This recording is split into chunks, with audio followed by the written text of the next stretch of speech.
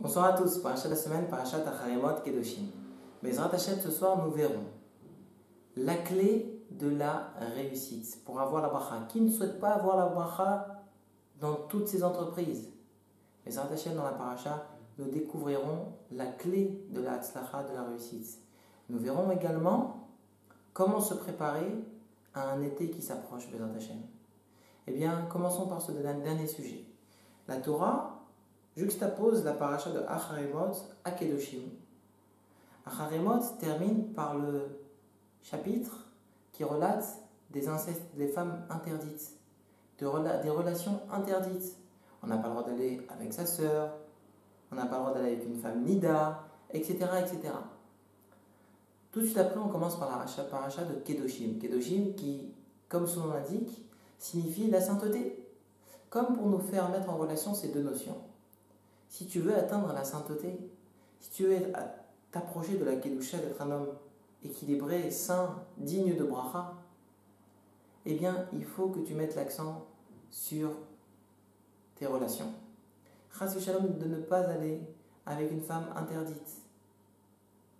Quelqu'un qui est marié, pas commencer à aller voir à droite à gauche. Même quelqu'un qui est célibataire, réfléchir à se marier rapidement, pour pas chas v'shalom tomber à droite à gauche dans la faute. Acharemot Kedoshim. Après les incestes, ces relations interdites, c'est à ce moment-là que, justement, si tu te préserves de tout ça, tu pourras arriver à la sainteté. Alors, comme j'ai dit, l'été s'approche, et Bezrat Hashem, l'été c'est très dur. Il y a des femmes qui passent mal habillées. Eh bien, à nous d'être forts et de se dire, ça y est, je ne vais pas regarder, je me retiens. Bien évidemment, de ne pas tomber dans la faute et dans le péché concret, évidemment. Mais même d'arriver à ne pas arriver à contempler, parce que malheureusement, la faute arrive parce que on se donne à contempler. On regarde la femme qui passe, et doucement, doucement, chas v'shalom, on peut arriver à la faute. Donc, à nous de mettre le paquet à ce niveau-là. D'ailleurs, n'oubliez pas que Bilham, à Racha, comment il a réussi à faire fauter le peuple juif? Par les filles de Moab. Il a réussi, il s'est dit, Hachem ne supporte pas la débauche. Et donc il a tout fait pour que le peuple juif tombe dans la faute de la débauche. Et nous, Hachem, on doit se renforcer à ce niveau-là. Maintenant, vous allez dire, c'est vrai, mais c'est dur concrètement. C'est très dur. Vous avez raison, c'est très dur. Effectivement, c'est dur. Le tzara, le mauvais penchant, il tape, et surtout dans notre génération, il veut qu'on tombe à ce niveau-là. Mais nous, on ne se laisse pas abattre. Et nous sommes conscients d'un point qui est marqué également dans la paracha de Kedoshim. C'est marqué Veit Kadishtem, Viyitem Kedoshim. Vous vous sanctifierez et vous serez saints. Bah évidemment, si je me sanctifie, bah je serai saint. Pourquoi on répète deux fois? Comme pour te dire que en réalité tout dépend de tes efforts. Eh bien, si tu mets le paquet et tu redoubles d'efforts, eh bien Kadosh Baruch Hu, il te donnera encore et encore plus de salaire et il te fera encore plus grandir dans la Kedusha. C'est ça qui est marqué, c'est Veit Kadishtem, Viyitem Kedoshim. Pourquoi on répète deux fois la notion de sainteté? Comme pour dire que tu peux grimper d'échelons dans la sainteté et ça dépend de ton effort. Les Fum Tzahara Agra. En fonction de ton effort, tu auras ton salaire. Et ça doit être un message d'encouragement pour nous. C'est dur, évidemment que c'est dur.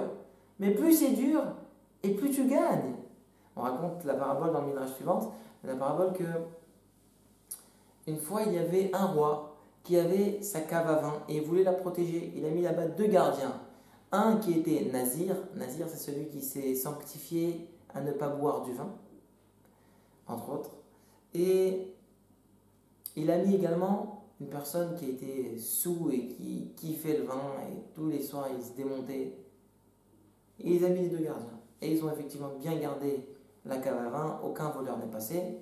Et donc est arrivé le moment de les payer. Et voilà que le roi paye double au gardien qui était sous l'art tous les soirs.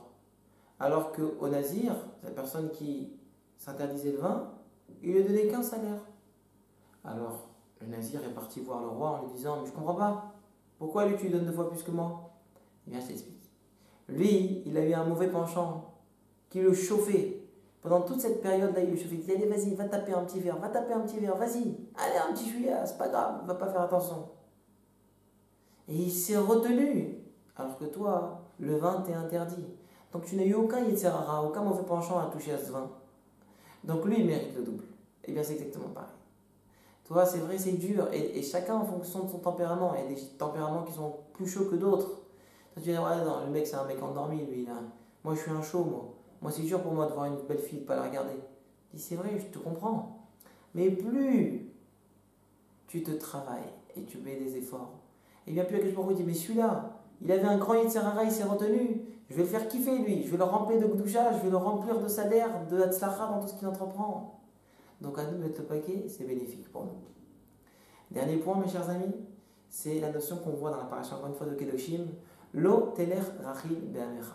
Tu n'iras pas à colporter au sein du peuple juif. C'est-à-dire, en dessous d'autres termes, de ne pas dire du lachon hara, des discours perfides, de parler du mal sur son prochain. On raconte, dans le Chafetz Chaim, qu'une fois, il y a eu des gens qui sont partis, qui sont venus de très loin pour obtenir un bara chez le Rav à Radin. Et voilà que le Rav leur dit, mais écoutez, mais pourquoi vous vous déplacez de si loin? Pourquoi vous dépensez tant d'argent pour venir nous voir? Moi, je ne fais pas des miracles. Akadosh Baruch Hu, lui, c'est lui qui donne la bracha. Or, la bracha, elle est marquée dans la Torah. Il y a marqué que celui qui dit du mal sur son prochain, eh bien, ne méritera pas la bénédiction.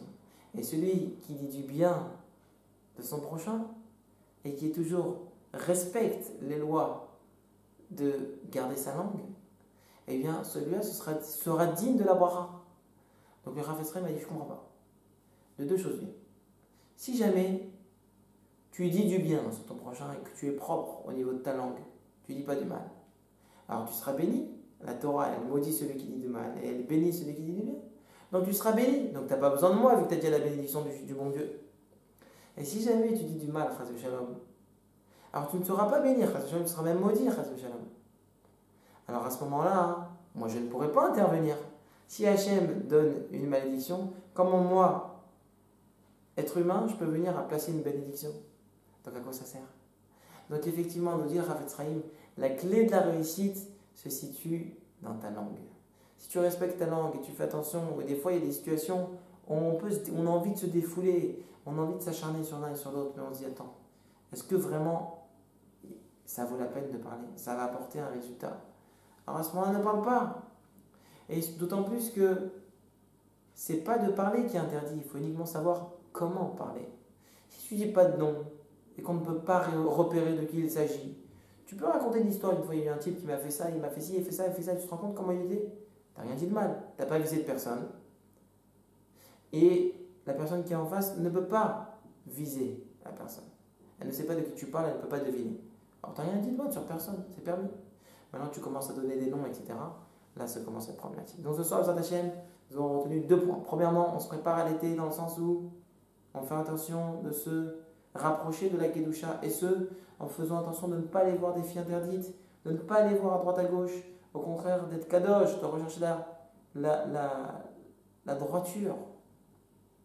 Et on a parlé que tout dépend de toi et tes efforts. Plus tu fais des efforts, plus Hachem verra tes efforts et t'enverra la bénédiction et la Kedusha. Et on a dit également que la clé de la réussite se situait dans tes lèvres. Face à Hachem, qu'on soit toujours protégé de tous ceux qui veulent nous faire du mal.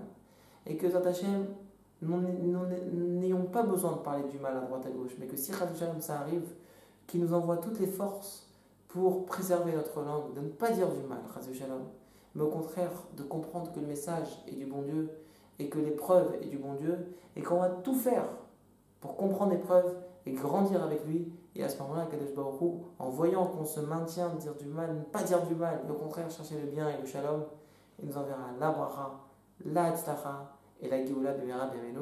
Amen et amen. Shabbat shalom.